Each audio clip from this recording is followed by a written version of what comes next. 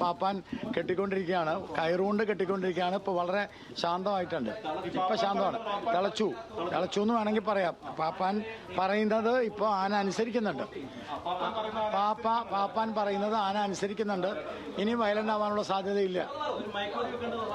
എനിക്കില്ല എന്നാണ് എനിക്ക് തോന്നുന്നത്. കാരണം പാപ്പാൻ നിങ്ങൾക്ക് കാണാമല്ലോ, പാപ്പാൻ്റെ മുമ്പിൽ നിന്ന് ശാന്തമായിട്ട് ആന പാപ്പാൻ്റെ മുമ്പിൽ നിന്ന് ആ മരത്തിൽ വടം കൊണ്ട് ആ മരത്തിൽ കെട്ടിയിട്ടുണ്ട്. ഇനി വെളി വരാനുള്ള സാധ്യതയില്ല, ശാന്തമായി കഴിഞ്ഞു.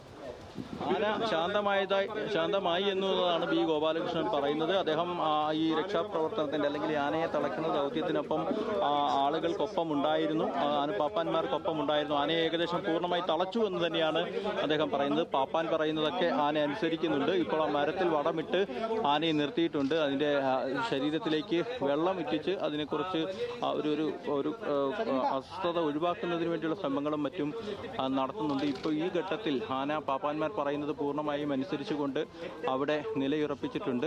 ഏതായാലും ആ ഒരു ആശങ്കപ്പെടുത്തേണ്ട സാഹചര്യങ്ങൾ ഉണ്ടായിരുന്നു. അത് ആദ്യഘട്ടത്തിൽ 2 ഘട്ടം ആനയെ തളയ്ക്കാനും മറ്റും പാപ്പാന്മാർക്ക് കഴിഞ്ഞു, അല്ലെങ്കിൽ തളയ്ക്കാനുള്ള ശ്രമങ്ങൾ മറ്റും നടത്താൻ കഴിഞ്ഞു.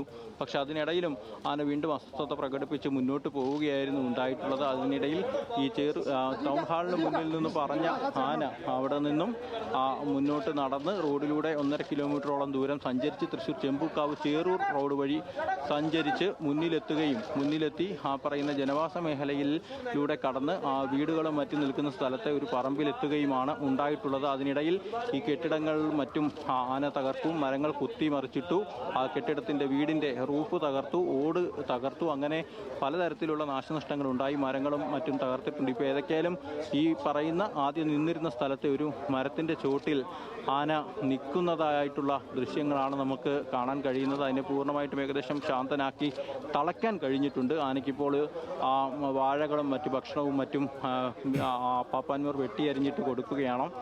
നിലവിലെ സാഹചര്യത്തിൽ ആനയുടെ അസ്വസ്ഥതകളൊക്കെ മാറ്റിയെടുക്കാൻ കഴിയുമെന്ന് തന്നെയാണ് പാപ്പാന്മാരും മറ്റും പറയുന്നത്.